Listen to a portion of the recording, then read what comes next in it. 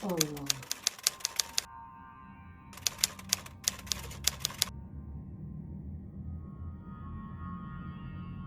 Assalamualaikum warahmatullahi. Assalamualaikum warahmatullahi. Mang Sukir. A'udzu billahi minasyaitonir rajim. Bismillahirrahmanirrahim. Assalamualaikum warahmatullahi wabarakatuh. Kembali lagi bersama Mang Sukir. Untuk cerita kali ini, Mang Sukir masih melanjutkan cerita yang berjudul Cumintan. Cerita ini ditulis oleh Celeng Oleng. Jika teman-teman ingin membacanya secara langsung, bisa langsung kunjungi link yang saya sudah sertakan ada di deskripsi. Sebelum Mang Sukir melanjutkan cerita, Mang Sukir minta dukungan dari teman-teman bagi yang belum subscribe untuk subscribe channel ini dan nyalakan notifikasinya agar tidak ketinggalan cerita-cerita dari Mang Sukir. Dan tak usah berlama-lama, langsung saja kita ke ceritanya.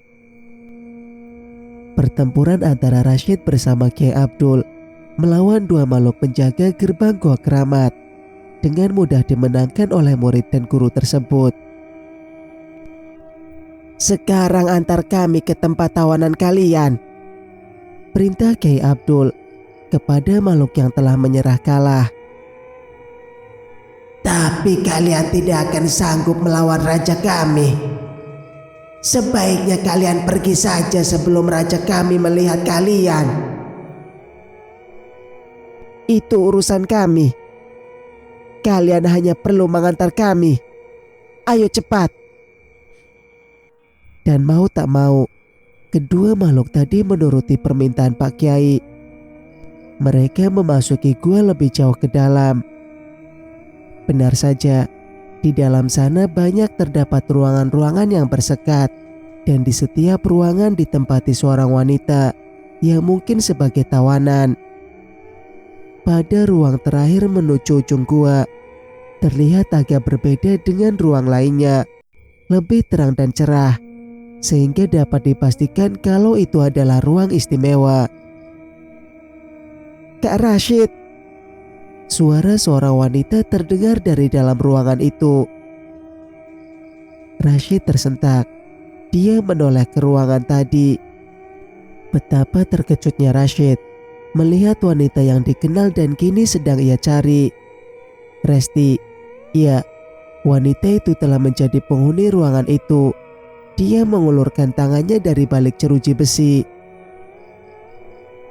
"Tolong aku," pintanya. Rashid menyentuh lengan Resti untuk memastikan kalau wanita itu memang nyata. "Resti, alhamdulillah, ternyata kamu bisa kami temukan. Sabar, kami akan berusaha untuk membawa kamu dari sini," ucap Rashid berjanji. Namun dia sadar kalau membawa gadis itu keluar tidaklah mudah. Sebab di hadapannya kini terlihat suatu pemandangan yang membuat bulu kuduknya berdiri. Ya, mereka kini melihat suatu kenyataan yang belum pernah mereka bayangkan. Di sana di sebuah tanah lapang yang teramat luas, mereka melihat satu bangunan kokoh dan teramat unik. Itulah kerajaan Gua Keramat, tempat kediaman Koswara, sang raja junjungan para siluman dan manusia yang telah menjadi budaknya. Dan bangunan istana itu dijaga ketat oleh pasukan bersenjata lengkap. Berpikir sampai di situ, Pak Kiai langsung mendapat firasat kurang baik. Mereka harus menghadapi pasukan-pasukan siluman yang tentu saja tidak mudah. "Rashid, sebaiknya kita konsentrasi penuh. Gunakan telepatimu, panggil semua teman pondok agar segera tiba di sini. Kita butuh bantuan mereka. Tapi kalau aku bisa menundukkan raja mereka, pertempuran tidak akan sampai berlanjut dan tak ada korban," bisik Pak Kiai. Mereka pun dengan cepat melakukan telepati kepada semua santri padepokan untuk segera membantu. Kelengahan mereka dimanfaatkan oleh satu makhluk yang menjadi tawanan mereka. Makhluk itu berlari menerobos Pak Kiai dan Rashid yang tengah melakukan telepati. Ada manusia! Ada manusia! Makhluk tadi berteriak keras membuat para pengawal yang berada di depan gerbang istana segera merespon. Manusia? Di mana? Kenapa bisa masuk? Penjaga itu menghardiknya. Dua manusia itu cukup kuat, sehingga kami tak mampu untuk melawannya. Wahai kawan-kawan sekalian, kerajaan Gua Keramat telah kemasukan dua manusia yang punya ilmu cukup tinggi. Maka ini tanggung jawab kita untuk menangkap manusia-manusia itu. Apa kalian siap? Seorang penjaga berteriak lantang menyatakan keadaan genting. Siap!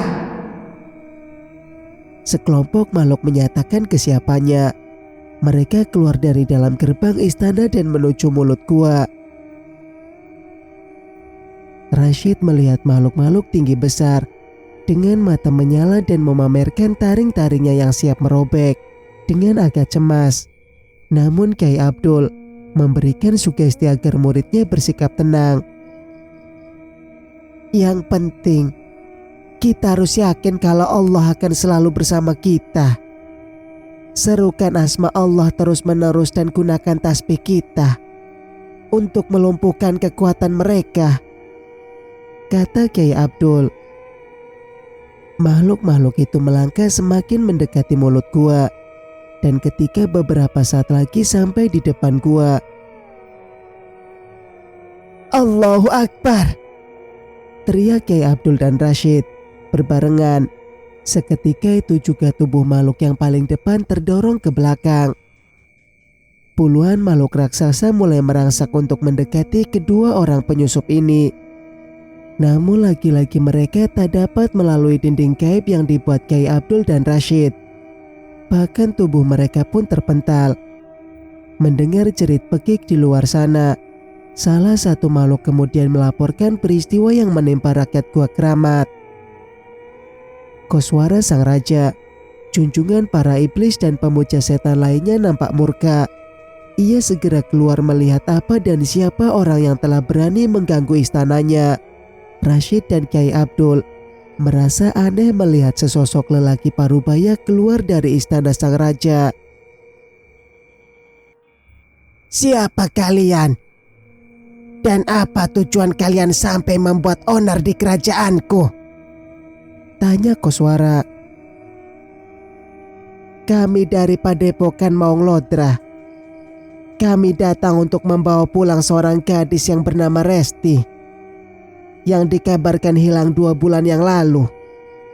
Kami memastikan dia berada di sini, karena bukti pakaian ini membawa langkah kami sampai ke tempat ini. Siapakah bapak ini? Mengapa bisa berada di tempat ini? Kyai Abdul balik tanya.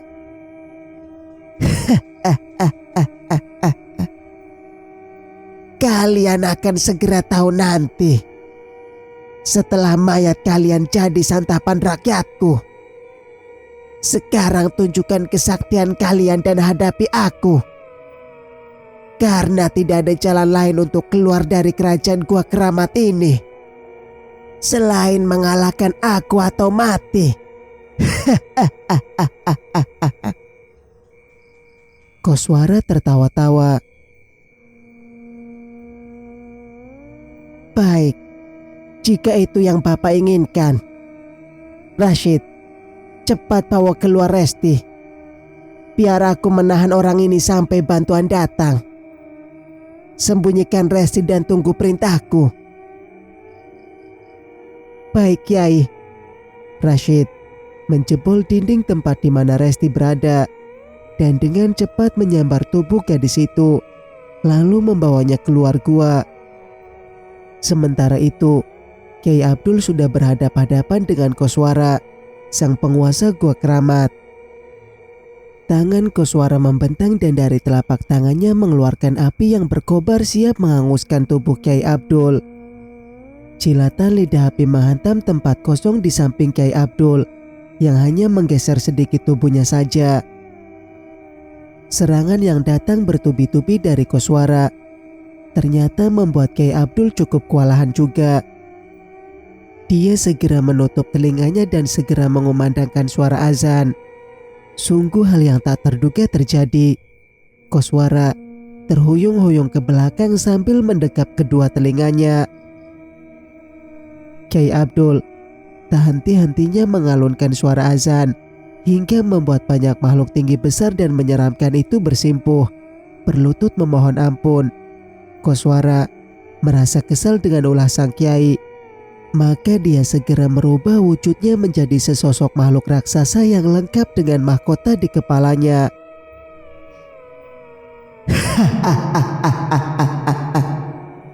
Sekarang kau sudah tahu siapa aku. Akulah sang penguasa Gua Keramat. Banyak manusia dari golonganmu meminta harta dan kekayaan padaku. Tapi kau datang malah sebaliknya ingin menghancurkan aku.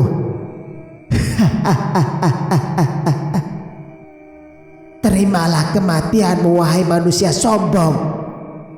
Kata-kata Koswara bukanlah ancaman kosong belaka. Makhluk mengerikan itu menyerang Kyai Abdul dengan garang dan ganas, membuat Kyai Abdul benar-benar kewalahan. Beberapa kali tubuh Kyai Abdul terpental oleh pukulan dahsyat yang dilancarkan Koswara. Bahkan Kyai Abdul sempat tertunduk dan mengeluarkan cairan merah dari mulutnya. Kyai Abdul tidak menyerah begitu saja. Dia akan bertarung hingga titik darah penghabisan. "Pak Kyai, kami sudah datang." Rashid terlihat bersama teman-teman padepokannya sudah berada di tempat itu. Mereka langsung mengangkat tubuh Kyai Abdul dan memberikan hawa murni. Hadapi makhluk raksasa itu dengan azan bersama. Aku percaya dia tidak akan sanggup menghadapi kebesaran Allah yang menciptakannya dari bara api neraka. Dan gunakan tasbih kalian sebagai tameng. Kyai Abdul memberikan komando. Dengan merapatkan barisan, murid-murid padepokan yang berjumlah tidak kurang dari 20 orang itu dengan bersamaan menyerukan suara azan. Sehingga dalam waktu singkat saja hampir seluruh rakyat Gua Keramat terkapar tak berdaya. Lain hanya dengan Koswara, dia berusaha dengan susah payah untuk menembus benteng pertahanan sang kiai. Namun akhirnya dia harus mengakui kekalahannya. Tubuh Koswara yang semula berwujud raksasa hitam legam, kini kembali pada wujud Koswara yang seperti manusia biasa. Tubuhnya menggigil menggelepar seraya menutup kedua telinganya. Tubuh Koswara laksana seekor ayam yang disembelih, menggelepar menahan sakit pada kedua telinganya. Tolong, hentikan kalimat itu. Tolong hentikan. Aku mengakui kekalahanku, teriak Koswara sambil terus meraung. Cukup. Kyai Abdul memberikan aba-aba untuk menghentikan azan bersama. Mereka semua takjub memandangi Koswara yang ternyata berjiwa kesatria. Sesungguhnya, kalau aku mau memusnahkan kalian itu bisa saja aku lakukan. Tapi demi rakyatku, demi Gua Keramat ini aku menyerah. Aku tak mau rakyatku menjadi korban dan istanaku hancur. Lagi pula di antara kita tidak ada urusan. Semua ini terjadi karena ulah perempuan itu. Dia telah memberikan aku tumbal seorang gadis yang berasal dari keluarga santri. Juminten, kau harus menanggung akibat dari perbuatanmu. Koswara dengan susah payah bangkit. Dia melangkah mendekati Kyai Abdul yang masih siaga untuk mengantisipasi kecurangan makhluk ini.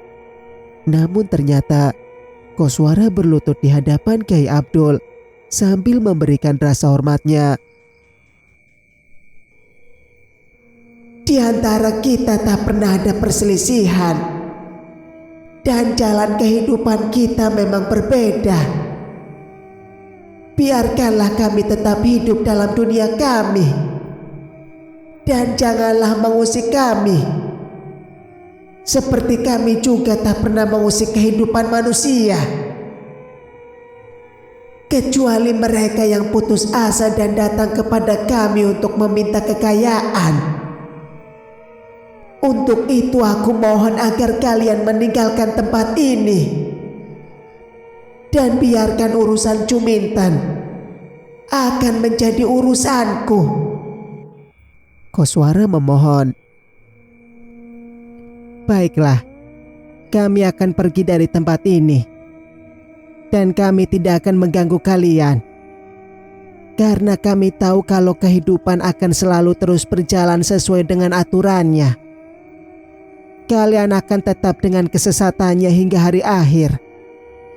Dan kami akan tetap menjaga keimanan seseorang agar tak terjerumus oleh tipu muslihat kalian. Balas Kyai Abdul, kemudian meninggalkan gua keramat yang hampir runtuh. Singkat cerita, di tempat lain, sejak sore tadi Juminten merasa cemas. Masalahnya dia sudah menunggu begitu lama kedatangan Hendri yang katanya mau menjemputnya kembali. Perempuan itu harus tersiksa setiap kali mendengar suara azan. Ketika azan asar berkumandang, Juminten harus masuk ke kamarnya menutupi kedua telinganya yang serasa mau pecah. Setelah itu dia memakai mukena dan memegang tasbih, kemudian duduk di teras. Juminten berharap pada orang yang memperhatikan penampilannya. Begitu pula saat maghrib dan isya, Juminten mengurung dirinya dalam kamar. Dia ingin meminta bantuan Koswara, suami gaibnya atau sang majikan. Namun itu tak mungkin ia lakukan. Ia tak ingin kalau Safitri putrinya itu tahu apa sebenarnya yang ibunya lakukan. Juminten masih berharap kalau anaknya masih bisa menghormati dirinya sebagai orang tua yang telah mengandung dan melahirkannya. Sebagai orang tua yang telah mengandung dan melahirkannya. Malam sudah semakin larut. Harapan Juminten untuk bertemu Hendri pun pupus sudah. Hendri memang tipe lelaki yang hidup apa adanya. Tidak pernah neko-neko dengan penampilan dan gaya. Bahkan pemuda itu tak memiliki handphone untuk komunikasi. Kegelisahan Juminten kian bertambah. Dia merasa hawa panas yang tiba-tiba mengurung dirinya. Samar-samar telinganya mendengar alunan ayat suci dari kamar Safitri. Memang sudah menjadi kebiasaan bagi Safitri sebelum tidur selalu membaca Al-Quran. Semua demi ketenangan jiwanya. Juminten tak mau melarang anaknya. Ia takut rahasia dirinya terbongkar. Dia membiarkan dirinya tersiksa mendengar itu semua. Namun malam ini ada yang berbeda. Juminten mendengar suara teriakan dari Safitri dan mendengar suara ketukan di pintu kamarnya. "Ibu!" teriak Fitri.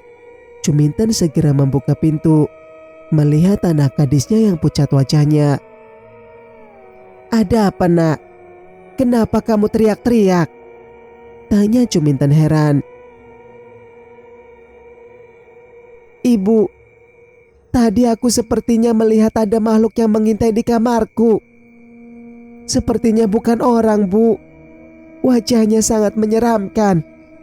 Namun aku tak melihat wujudnya secara jelas karena dia cepat menghilang. Aku takut, Bu," kata Safitri terbata-bata. "Makhluk mengerikan," Juminten bergumam. "Apakah dia itu Kakang Koswara? Kenapa dia sampai mencari aku ke tempat ini? Padahal belum saatnya aku harus memberikan tumbal. Atau jangan-jangan..." Pertanyaan dalam hati Juminten segera terjawab karena sosok makhluk tinggi besar yang barusan melihat ke kamar Safitri sudah berada di ambang pintu kamarnya. Makhluk itu nampak membungkukkan tubuhnya untuk masuk melewati pintu kamar Cumintan yang memang kecil untuk ukuran tubuhnya. Cumintan, ternyata kamu bersembunyi di sini. Kamu tahu apa yang sudah kamu perbuat? Istana Gua Keramat hampir dihancurkan oleh orang yang punya hubungan keluarga dengan gadis yang pernah kau berikan padaku. Makhluk yang tak lain dari penguasa Gua Keramat itu menatap Cumintan dengan pandangan penuh kebencian. Tapi Kakang, dia itu masih suci bukan? Jawab Cumintan, mulai merasakan ketakutan yang luar biasa. Ini bukan soal suci atau tidak, tapi Gua Keramat sudah terancam. Dan aku tak mau mengorbankan rakyatku. Lebih baik aku mengambilmu untuk mempertanggungjawabkan perbuatan kamu. Kakang, apa maksud ibu menyebut makhluk itu Kakang? Tanya Safitri, semakin tak mengerti. Sebaiknya kamu keluar, anak cantik. Aku tak mau mengotori tanganku dengan darahmu. Aku hanya berurusan dengan ibu kamu. Akulah sang penguasa alam gaib Lembah Keramat yang menjadi junjungan ibumu. Dan semua harta milik ibumu adalah milikku yang suatu hari akan aku ambil kembali. Nah, keluarlah. Jangan sampai aku bertindak kasar terhadapmu. Biarkan aku membawa ibumu sekarang juga untuk menjadi budakku sampai akhir kehidupannya kelak. Koswara menyingkirkan tubuh Safitri hingga tercerembab. Namun gadis itu memaksakan dirinya untuk tetap bersama ibunya. Makhluk tinggi besar yang memiliki sepasang tanduk dengan sorot mata bara api memperlihatkan sepasang taringnya yang mencuat. Namun Safitri semakin erat mendekap tubuh ibunya. Dia tak rela jika makhluk itu benar-benar akan membawanya. Sekali lagi tangan makhluk itu menepis tubuh Safitri hingga terpental. Demi Allah, jangan kau bawa ibuku, teriak Safitri. Koswara tak lagi peduli dengan teriakan anak gadisnya Cumintan, memaksa menyeret tubuh perempuan itu. Ampun Kakang, aku berjanji tidak akan mengulangi kesalahanku lagi. Dan sebagai penebus kesalahanku, biarkan anak gadisku yang masih perawan sebagai gantinya. Ambillah dia, aku ikhlas, jerit Cumintan. Apa? Ibu mau mengorbankan aku, anakmu sendiri? Keterlaluan. Bukankah setelah aku menjadi korban, ibu pada akhirnya akan kembali menjadi budaknya? Kenapa tidak ibu pasrahkan saja diri ibu, agar tak ada lagi korban kebiadaban ibu? Astagfirullah. Sungguh sampai hatimu, Bu. Hanya demi harta sampai tak lagi dapat berpikir. Aku malu punya orang tua sepertimu, Bu. Akhirnya Safitri berkata lantang, dan dia tak lagi menghalangi makhluk itu menyeret paksa ibunya hingga keluar rumah. Jeritan serta lolongan dari Cumintan sempat terdengar oleh warga yang kebetulan belum tidur. Mereka melihat suatu kejadian aneh. Tubuh Cumintan tertelungkup di jalan aspal dengan posisi kedua tangannya ke depan. Tubuh itu bergerak seakan ada sebuah kekuatan yang menariknya. Namun mereka tak bisa melihat wujud makhluk dari neraka tersebut yang dengan kasar terus menyeret Cumintan hingga lama-kelamaan seakan mengambang di udara untuk kemudian semakin tinggi dan menghilang dalam kegelapan malam. Ibu, teriak Safitri yang berlarian berusaha mengejar ibunya yang sudah tak terlihat lagi. Safitri menangis histeris hingga mengundang perhatian warga yang langsung memenuhi tempat kejadian itu. Beberapa wanita berusaha untuk menenangkan gadis itu, yang terus-menerus menangisi kepergian ibunya secara tragis. Sebenarnya apa yang mereka lihat bukanlah hal yang sama dengan kenyataannya. Tetangga yang berusaha menenangkan Safitri merasa curiga melihat di kamar yang pintunya terbuka. Dan setelah melihatnya, mereka terkejut. Mereka melihat tubuh Juminten dalam posisi tertelungkup di lantai. Sungguh suatu hal yang tak dapat diterima akal mereka, karena mereka melihat dengan mata kepala mereka sendiri kalau tubuh Juminten diseret dan menghilang dalam kegelapan malam. Di tempat lain, Hendri dan Mas Toto merasa heran dengan keadaan rumah Juminten yang nampak sepi. Kondisi rumah itu masih terlihat seperti kemarin setelah ditinggalkan Hendri mengantar Juminten. Maka Mas Toto berinisiatif untuk mengajak Hendri ke rumah anaknya Juminten. Dan alangkah terkejutnya mereka saat melihat kerumunan orang di halaman rumah Juminten. Mas Toto segera menghampiri Safitri dan menanyakan apa yang terjadi. Namun gadis itu hanya terdiam. Sepertinya dia mengalami syok berat. Barulah Mas Toto tahu setelah tetangga Juminten bercerita. Innalillahi wa inna ilaihi roji'un, ucap Mas Toto. Terkejut namun hatinya menjadi tenang, sebab perjuangan dirinya memang tidaklah sia-sia.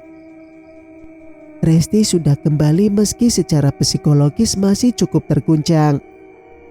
Dan tanpa disangka-sangka, Rashid juga hadir di sana, entah siapa yang memberitahu dia. Dan yang lebih membuat Mas Toto heran, Safitri saat melihat pemuda itu langsung tersenyum meski ia paksakan.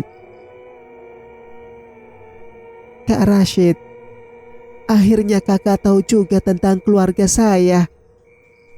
Saya malu untuk ketemu sama kakak, ucap Safitri yang ternyata telah mengenal Rashid. Saya datang karena saya seolah ingin melihat keberadaan kamu.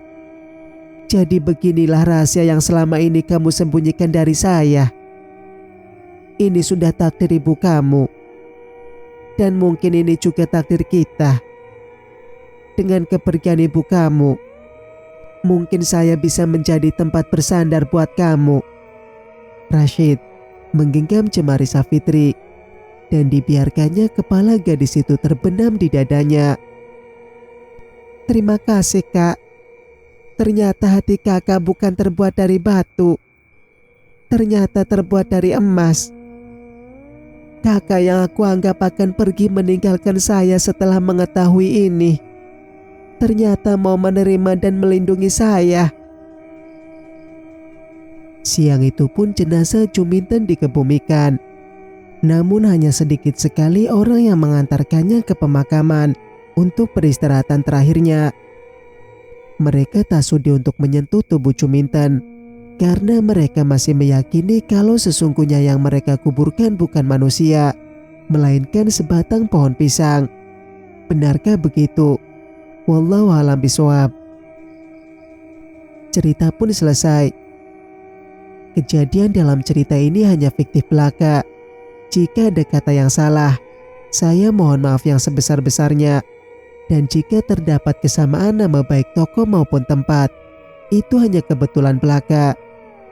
Semoga cerita ini dapat memberikan pembelajaran kepada kita semua. Ambil sisi positif dan buang sisi negatif. Sebelum Mang Sukir pamit, bagi teman-teman yang belum subscribe, Mang Sukir ingatkan untuk subscribe dan nyalakan notifikasinya agar tidak ketinggalan cerita-cerita dari Mang Sukir. Wassalamualaikum warahmatullahi wabarakatuh.